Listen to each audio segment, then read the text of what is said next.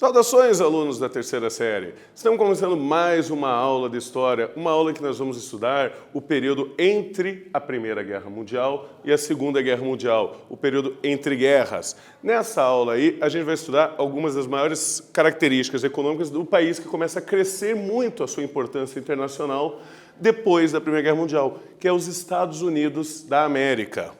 Tá. Então, o objetivo da nossa aula de hoje é caracterizar a economia dos Estados Unidos nos anos de 1920, que receberam um apelido na história americana de os loucos anos 20, e o incentivo ao consumo no contexto pós-Primeira Guerra Mundial. Então, aqui a gente começa a abordar mais principalmente a década de 20, para ver quais são as consequências que vai ter para a Europa e o mundo, o grande desenvolvimento econômico dos Estados Unidos. Mas antes, você sabe o que significa sociedade de consumo? Você lembra qual é a tradução da expressão American Way of Life? E o que vocês podem ver nessa imagem, essa ilustração? O que ela representa para a gente? É, obviamente, uma vitrine com vários manequins de loja e várias cartazes. Sale, sale, sale, venda, venda, venda. Tá? Isso aí no magazine, aí, numa loja de magazines. Sociedade de consumo é o tipo de sociedade que se caracteriza pelo grande consumo de bens e serviços disponíveis, graças à sua elevada produção. Aquela velha frasezinha que o pessoal fala, você é o que você consome. O American Way of Life, ou, traduzindo para o português, o estilo americano de vida, é um estilo de vida usado como referência para a autoimagem, para a maioria dos norte-americanos, reproduzindo o mundo afora. Vai se basear justamente num grande incentivo cultural pelo consumo, tanto de produtos como serviços, desde roupa, alimentos, até artigos de diversão, entretenimento. Tá? Para alguns, a sociedade de consumo possibilita o acesso a uma grande variedade de produtos, sendo resultado, então, de um grande desenvolvimento industrial e econômico, assim como o acesso à renda por parte da sua população. Porém, uma das críticas sobre isso é que os consumidores finais seriam considerados uma massa, já que eles acabam perdendo seu caráter individual, suas características individuais. Todo mundo acaba consumindo a mesma coisa que é fabricado em larga escala, em grande quantidade, e daí todo mundo acaba ficando homogêneo nessa produção. Acaba sempre tendo as mesmas características, todo mundo usa o mesmo tipo de roupa, todo mundo come nos mesmos tipos de restaurante, e isso pode afetar a cultura própria de algumas localidades e de alguns povos. Qual a sua opinião sobre isso?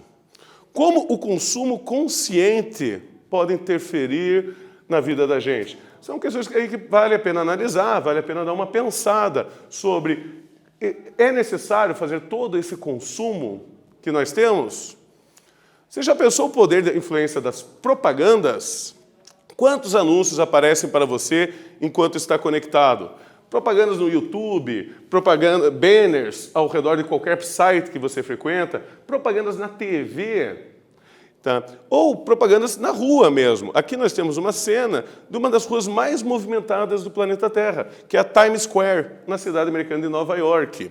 E aqui, só aqui você já consegue ver quantos anúncios e propagandas que estão sendo distribuídos para essas pessoas que estão passando por essa rua. Você acha que restaurantes, empresas de computação, empresa de roupas, tudo isso colocado em um bombardeio em larga escala? Vamos estudar o contexto dos Estados Unidos nos anos de 1920 e o incentivo ao consumo pós-Primeira Guerra Mundial e como as mudanças desse período ainda ecoam na nossa realidade. Tá? Então, o que acontece com os Estados Unidos depois da Primeira Guerra Mundial? Vamos lembrar que a Primeira Guerra Mundial foi um conflito majoritariamente europeu. E a Europa acabou foi prejudicada com isso. Bombardeios, mortes, a sua indústria foi atingida, a sua economia foi atingida. E os Estados Unidos só entrou na guerra no finalzinho da Primeira Guerra Mundial. E ela não teve nenhum ataque, nenhum bombardeio no seu território continental na América. Portanto, quando terminou a Primeira Guerra Mundial, os Estados Unidos estavam com toda a sua indústria intacta. toda a sua agricultura intacta, enquanto os europeus iriam ter o trabalho de reconstruir as suas fábricas, a sua indústria, de reconstruir as fazendas que foram bombardeadas, atacadas, e tudo isso aí vai levar um tempo para ser feito. Os Estados Unidos, no começo da Primeira Guerra Mundial, eles eram credores dos países europeus, isso no final da guerra, e eles exportavam, então, grande parte da mercadoria. No começo da Primeira Guerra, os Estados Unidos era o país que mais devia para os europeus. No final da Primeira Guerra, ele era o país que emprestava dinheiro para os europeus se reconstruírem. Então, ele mudou a sua economia, ele se desenvolveu nisso aí. E como a indústria europeia ela estava destruída depois de 4 longos anos de guerra, e para comprar produtos básicos, eles começaram a importar dos Estados Unidos. Então, os Estados Unidos exportaram grande quantidade de mercadorias para a Europa. E olha que a Europa tinha muita gente, tinha um mercado consumidor muito grande. E a economia americana vai ser uma economia tipicamente liberal. Tá? É o liberalismo clássico de Adam Smith. O mercado consumidor norte-americano que iria regularizar a economia. É o que o Adam Smith chama da mão invisível do mercado. Então, eles pregavam que o governo não podia intervir na economia, nas fábricas, no dólar. O governo não devia interferir no salário dos trabalhadores. Tá? E também você vai ter um grande aumento populacional nos Estados Unidos. A chegada de milhões de imigrantes entre o ano de 1865 e o ano de 1915, quando chegou a cerca de 25 milhões de pessoas nos Estados Unidos. Então, olha como você vai inchar a quantidade demográfica de pessoas no território continental americano. Vamos para a nossa primeira atividade da aula de hoje, então. Tem um textinho aqui. Uma revolução nas comunicações estava em marcha. Enquanto as nações europeias se engajavam nas batalhas iniciais da Grande Guerra, acontecia nos Estados Unidos, entre Nova York e São Francisco, a primeira chamada telefônica de costa a costa da América. Isso é, de uma cidade próxima ao Oceano Atlântico com uma do Oceano Pacífico. Após a leitura desse trecho, o que podemos concluir sobre a economia norte-americana na década de 1920? Vocês têm um tempinho aí para pensar e eu já retorno com uma resposta.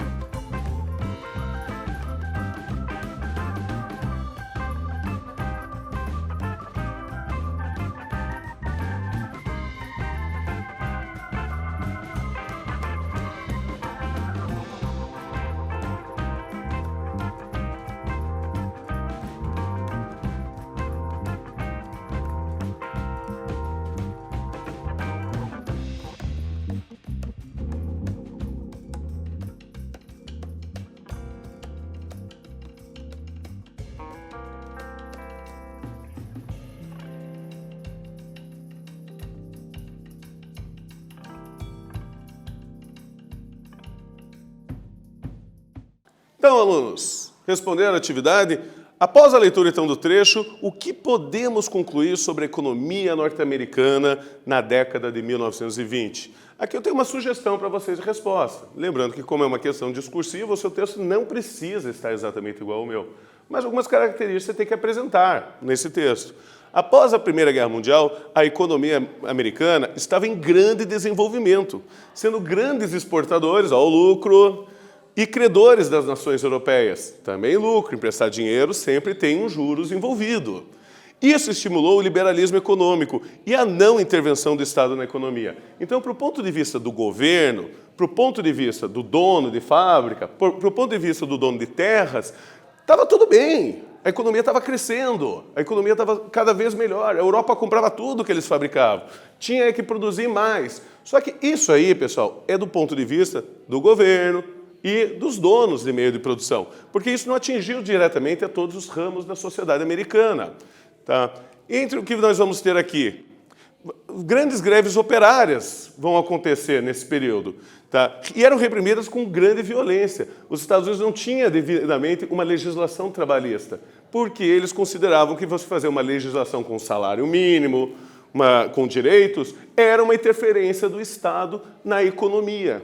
Então, os trabalhadores vão começar a se organizar em sindicatos para brigar pelos seus direitos. E em 1919 é aprovada nos Estados Unidos da América a Lei Seca, que proibia a comercialização e a fabricação de bebidas alcoólicas. E nesse contexto aqui vai se desenvolver muito a ação de gangsters e mafiosos nos Estados Unidos que vão enriquecer através do tráfico de álcool, de bebidas alcoólicas. As populações negras elas estavam tentando fugir de perseguições, principalmente na região sul dos Estados Unidos, onde eles eram antigamente escravizados. Tá? Mas você vai ter também, eles removiam, então, indo para Nova York, indo para Los Angeles, indo para outras regiões, mas também você vai ter a perseguição deles através, principalmente, da Ku Klux Klan, um movimento de supremacia branca muito violento, que pregava o linchamento das populações africanas nos Estados Unidos. Como a gente pode ver aqui, nós temos duas imagens muito simbólicas desse período da história americana. A primeira delas é uma cerimônia da Ku Klux Klan, em Chicago, ali pelo ano de 1920. Então, esse grupo que se reunia para pregar ideias racistas e xenofóbicas. E outro aqui que nós temos, Al Capone, o grande chefão da máfia italiana na cidade de Chicago, nessa época. E um dos maiores traficantes de bebidas alcoólicas desse período aí da história americana. Muito famoso, todos já ouviram falar da Al Capone. Mas vamos, então, para a nossa segunda atividade. Os Estados Unidos saíram da Primeira Guerra Mundial prestigiados e enriquecidos. Do seu ponto de vista, está correta essa frase? Aponte argumentos que confirmem ou que contestem essa frase. Vocês vão ter um tempinho para pensar nessa frase, nas características, e a gente já retorna.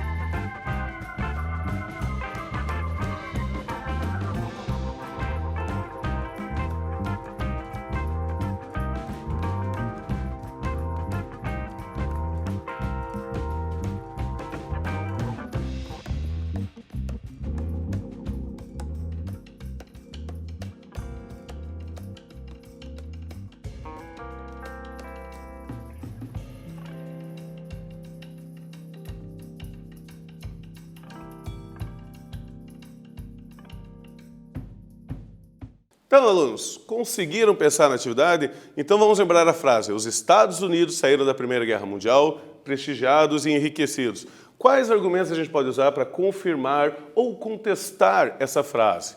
Então, minha sugestão de resposta é que os Estados Unidos saíram da Primeira Guerra prestigiados porque ajudaram a Tríplice Entente a vencer a guerra. Isso deu prestígio para eles. Eles foram um aliado muito necessário no final da guerra. E após sua entrada em 1917.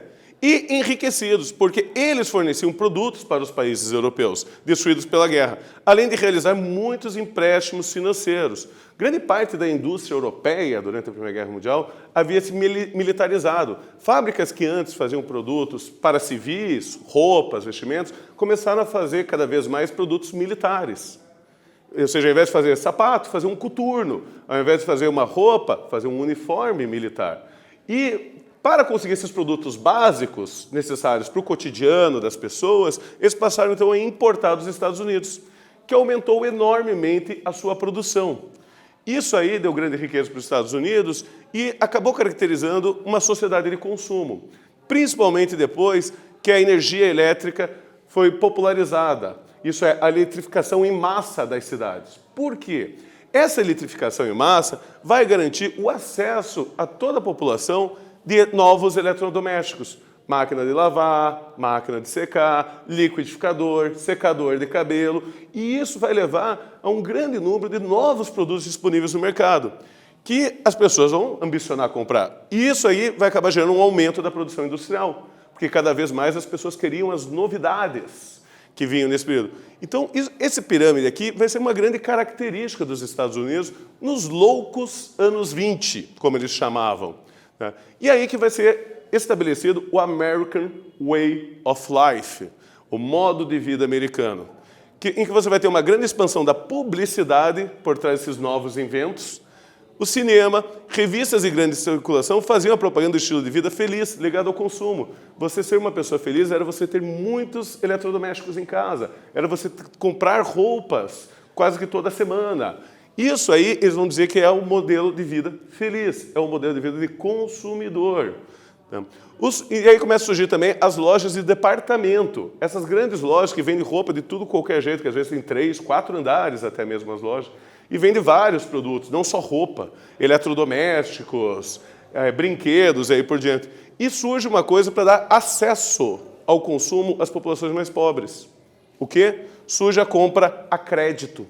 A possibilidade de você parcelar a sua compra, a possibilidade de você comprar hoje e só pagar no mês que vem. Isso começa a surgir muito forte nos Estados Unidos.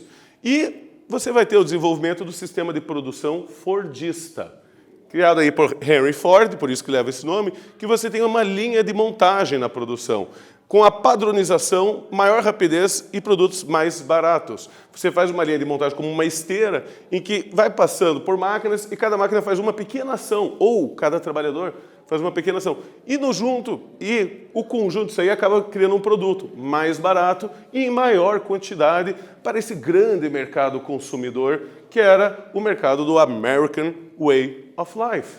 Então, isso vai ser uma característica muito importante dessa época.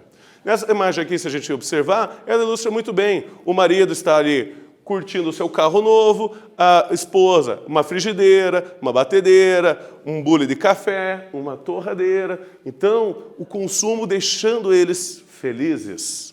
Tá? Então, vamos para a nossa última atividade da aula de hoje. A influência cultural dos Estados Unidos no mundo atual é muito grande, nos mais variados campos de consumo. Cite exemplos da influência cultural norte-americana em nossa sociedade.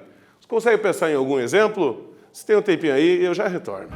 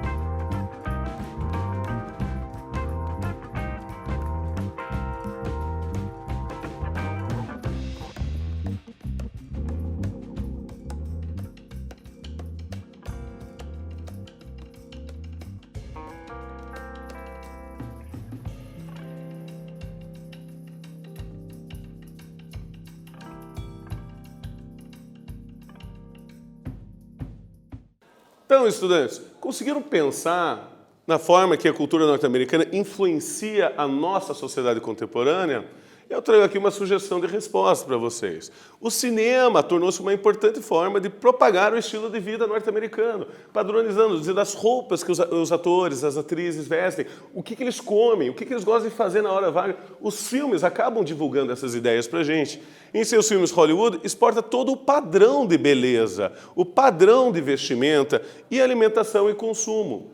Que daí é feito merchandising. Às vezes você está vendo um filme ou um seriado e o personagem entra numa loja lá americana que fica na cara, você consegue ver. Ou ele pede um produto fabricado e isso é uma propaganda para incentivar você a também ter esse mesmo hábito. Então, retomada, gente. Como que foi a aula de hoje? Então, os Estados Unidos viviam um período de euforia e prosperidade após a Primeira Guerra Mundial. Como eu já falei, os loucos anos 20. A energia elétrica e as novas invenções aumentavam o consumo da família, sociedade e consumo, e a felicidade estava diretamente ligado ao modo americano de viver. Então, agradeço a todos, pessoal. Até a próxima.